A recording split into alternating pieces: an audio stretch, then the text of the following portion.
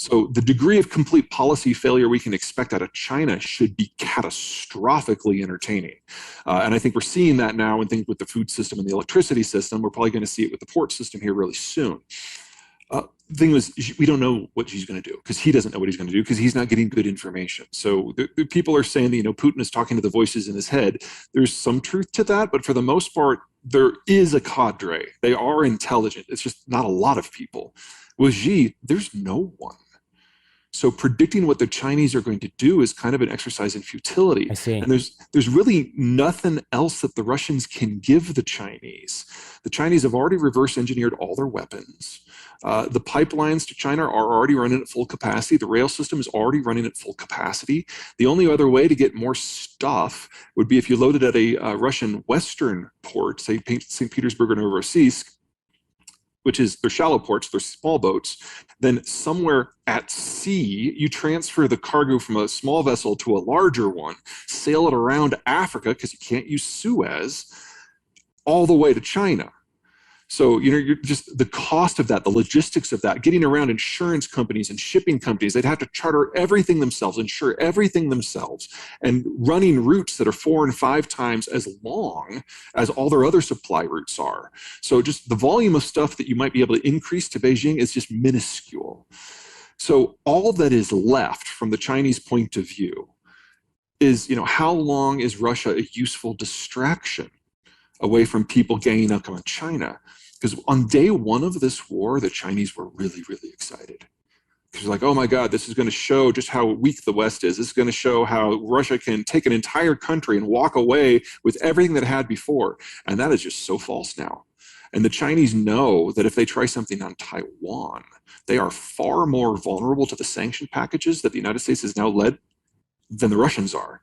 Because at the end of the day, the Chinese still import roughly 80% of their energy and 80% of the inputs that allow them to feed their population. So if you do something like we've done against Russia, against China, not only does the Chinese system collapse in a matter of months, they've lost 500 million people from famine within a year.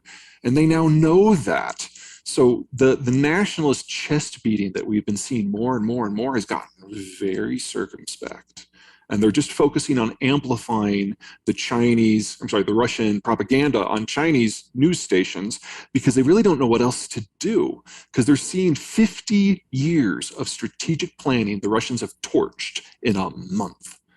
The biggest hit that we would feel from the American side of things would be in tech manufacturing because that's all been outsourced to East Asia, but very, very painfully little of the value add is done in China.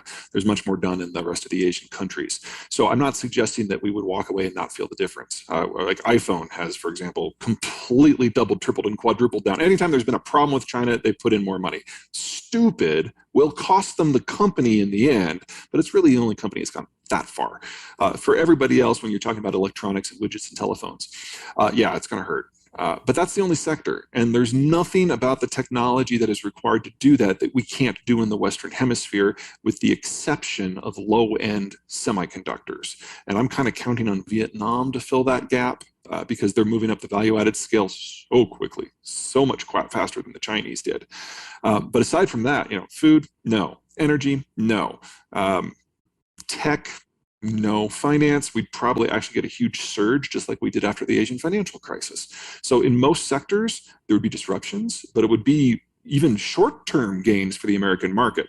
But in electronics and computing manufacturing, that is where we would feel it. That's unavoidable. Actually, all manufacturing as a component of trade is less than 2% of GDP. Remember, only about 15% of US GDP total is involved in international trade.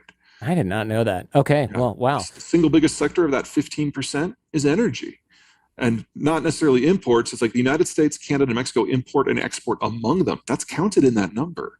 And then the next biggest part will be manufacturing, again, in and out of Mexico and Canada. So if you remove the NAFTA economies, and if you remove energy from the math, you're really talking less than 5% of GDP for everything else combined. You may remember back to the Mexican-American War, we took half their territory and that's still smarts. Okay, I understand so there's that. always been this strand in Mexican political thought, which is hard to deny, that the Americans can't necessarily be trusted. And we've not always been the best of neighbors.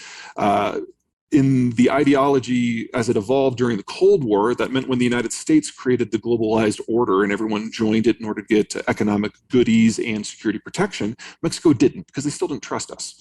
So it wasn't until the tequila crisis of 1985, I'm sorry, 1995, and the negotiation of the NAFTA Accords, which thank God Canada convinced us to bring the Mexicans into that. So 1995 is kind of the magic year when the Mexicans really took it seriously and started integration. And since then, they've become our largest trading partner. And I'd say, are fast on their way to becoming one of our fastest friends.